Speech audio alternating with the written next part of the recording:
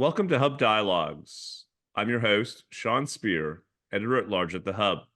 I'm honored to be back in conversation with David Frum for another installment of our bi-weekly video and podcast series on the key issues concerning Canadian policy and politics.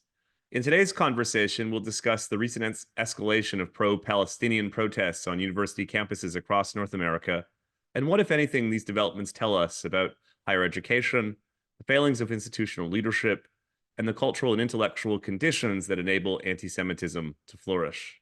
David, thanks as always for joining us. Good to be with you. Last night, New York police arrested students involved in the barricade of a Columbia University building over the past 24 hours or so. It ended what on one hand seemed like an almost satirical protest designed to make fun of the performative progressivism on elite campuses. But on the other hand, it may signal something deeper about the rise of ideological extremism among those who will ultimately fill key roles in our major public and private institutions. What's your immediate takeaway from the one-day barricade at Columbia and the broader escalation of protests that we've seen on North American campuses over the past couple of weeks? Yeah.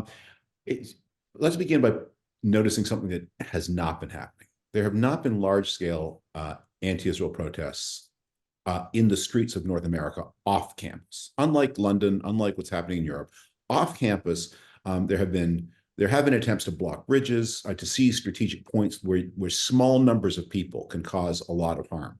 And there have been incidents of actually very sinister activity, like lofting balloons into the flight paths of airplanes at some airports in an attempt to do harm or to disrupt air traffic. But there have been no big assemblies in the streets, and where there have been, there was one in Washington in January that drew some tens of thousands of people. They've been conspicuously law-abiding. There were only 2 arrests at the January 13th anti-Israel march in Washington. This is a movement of highly ideological cadres, many of them with long police records, who are surrounded by a larger group of quite casually motivated university students, undergraduates and graduates, who are not prepared to take a lot of hazards, as we said, the famous thing about where's my, why can't we order Grubhub in the building we've seen? Please, nobody eat a banana within 100 yards of me. But off campus, it doesn't exist. So we need to keep in mind, we're dealing with a small movement that has been parasitic on weak rule enforcement at the universities. Where universities have had clear and consistent rules, there have not been disruptions. Where universities have signaled the rules are up for grabs, well, people have tried to grab them.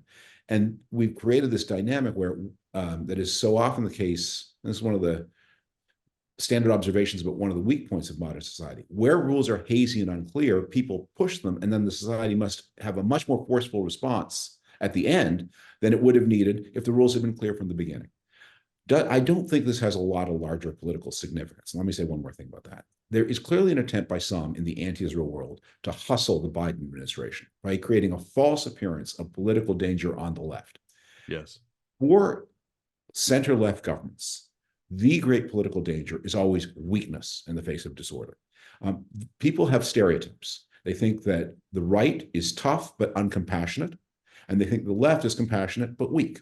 And so if you're on the right, you always need to look for opportunities to show, even though I'm tough, I am also compassionate.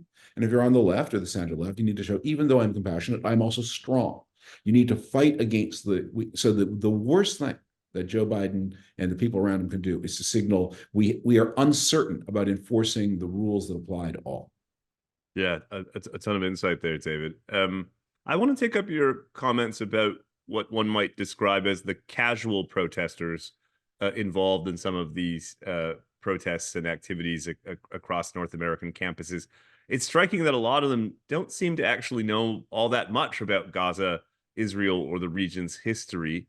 It prompts the question, why are they protesting? What is it about the Palestinian cause that is faddish and cool? Well, I wish this were my joke, but I can't remember where I heard it, but somebody said the main effect of social media on modern mass movements has been to create a kind of post whose message is, in this time of national tragedy, let's be sure that no one forgets about me.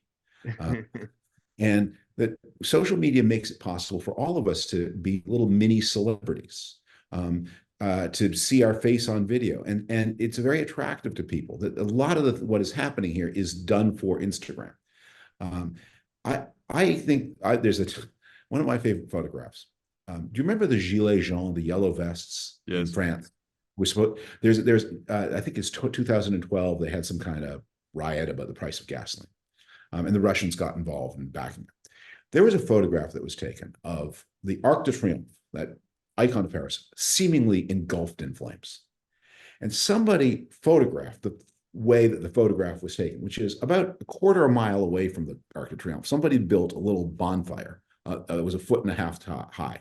And if you, as a photographer, lay on the ground and shot upward at an angle through the little bonfire, a quarter of a mile away to the Arc de Triomphe, you got the Arc de Triomphe in flames.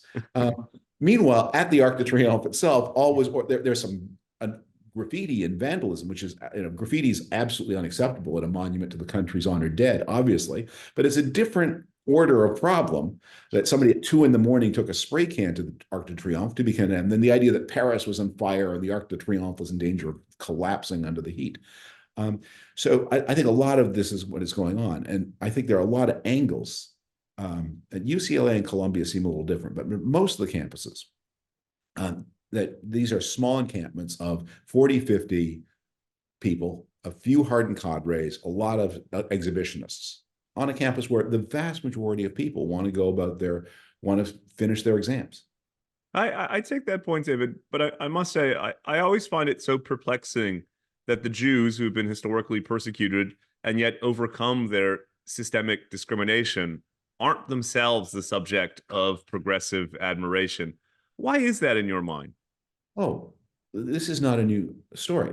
Karl Marx, who invented the whole thing and who was himself a baptized Jew, wrote an essay called On the Jewish Question, which is the font and origin of left anti-Semitism. The Jews have always been an undigestible element in left-wing ideology. And there's always been like on the revolutionary left, not the liberal left, where Jews have always found a comfortable home, but on the revolutionary left, Jews have always been a problem because, look, the idea, the central idea, and this is the Marxian idea, is that we are going to dissolve all identities into the identities of whatever the revolutionary movement of the time is, whether they're national, whether they're class, whether they are race, whatever those identities are, we're going to melt them down. And Jews have survived all these thousands of years by saying, we always want to belong to the surrounding society as much as we can, but there's a part of ourselves that we want to preserve. We have our own tradition that we will never, or the vast majority of us will never agree to dissolve into somebody else's demand. And that's one of the reasons, and that's why Jews are the comfort that Jews feel in society is such a mark of the health of the society, because a society that says you can be a Jew with that distinctiveness, and you can also participate equally, is a society that can say that to everybody. To whatever your particularity is, we do not insist that you dissolve yourself in the mass. You can be one thing in one context, and that's what it means to be free. That's what it means to be liberal. You can be one thing at home and something else. You can be a woman who likes to wear, high heels and dresses on party night and then go to the workplace and be treated like anybody else. You can be gay. You can have your personal life one way and then go into the public square and be treated like anybody else. And revolutionary movements never accept that. And so Jews have always, going back to the 1840s, they've always been a target of. So this is not a new story. It was true in the 1960s and 70s with the rise of third worldism. And what has often then happened is because Jews because of the complex destiny of being a Jew, where it is often uncomfortable. And there are many individual Jews who say, yes, I want to dissolve myself into the mass. There have always been left-wing Jews who are attracted to communism or other movements who have been the worst persecutors. And so, the Naomi Kleins are not new. They've always been such people. There's a famous, I think, apocryphal story about the rabbi who went to see Leon Trotsky when the communists were doing terrible atrocities against the Jews of Russia. Leon Trotsky was, of course, his birth name was Bronstein. And Trotsky shrugged off the rabbi, and the rabbi said, it is the Trotskys who make the revolution and the Bronsteins who pay the price. If a lot of the protesters are mostly motivated by the power of signaling rather than deep-rooted ideology, does that mean that concerns about anti-Semitism and illiberalism might be overstated? In other words, David, does it matter that many of them are cosplaying, or should we be merely focused on their words and actions? Of course, it matters, because the real question here of what's happening in the campus protesters don't matter that much. The campus permission structures that enable them do. I mean, look, if UCLA, which is home to what, 40 or 50,000 people, if there were 1,000 pro-life students at UCLA, which is not impossible, and if they set up barricades in front of the library and said, no one's going to be allowed to use the library unless you convince us that you agree with us and we issue you a wristband, that protest would not last 5 minutes. But that's exactly what happened at UCLA. Anti-Israel people seized access to the library, issued wristbands on some pledge of allegiance to their cause, and eventually excluding Jews from using the library. And it was difficult for UCLA. People worried about it, wondered about it, and there's this debate among university administrators. So that's the real problem. It's not that there are jerks and bigots and people who enjoy violence for its own sake, and people who would rather goof off than study. Those people always exist. The question is, why are institutions unable to enforce their rules to protect certain minorities when they would eagerly enforce their rules to protect others? So it's the permission structure that is the question, not the banana-phobic people. In that vein, David, we've previously discussed the sudden and rather dubious shift on North American campuses from what amounted to a effective policing of speech and thought to now claiming free speech and expression absolutism when it comes to causes like anti-Zionism. What does that kind of obvious inconsistency do to the credibility of these institutions? Well, I unearthed a directive from 2014 where Columbia policed party costumes and just issued a notice. If you wear a Zorro costume to a party, we're going to punish you, but we want you all to consider that the university disapproves of that. And then exactly 10 years, almost to the day later, there's a story in the New York Times about how they're wrestling with the question of whether anti-Jewish protests are anti-Jewish. How much anti-Jewish protest is acceptable? So what it tells you is people are, when you spot an inconsistency, and this is a pretty glaring, what it tells you is there's a deeper principle that is the real principle at work. And what it tells you is that the policing of microaggressions was an assertion of a certain kind of power, and the non-policing of anti-Semitism is an assertion of a similar kind of power. And since it's the same people doing it, it tells us what they're really about, what the real belief system here is.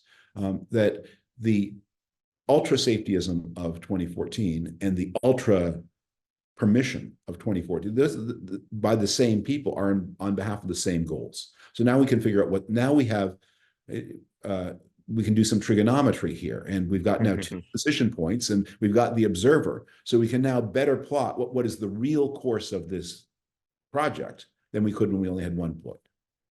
Do you think, David, the universities who've permitted these protests and instances of intimidation and violence will face consequences in terms of enrollment, donations, and so on? Is there, in other words, room here for a market correction of sorts?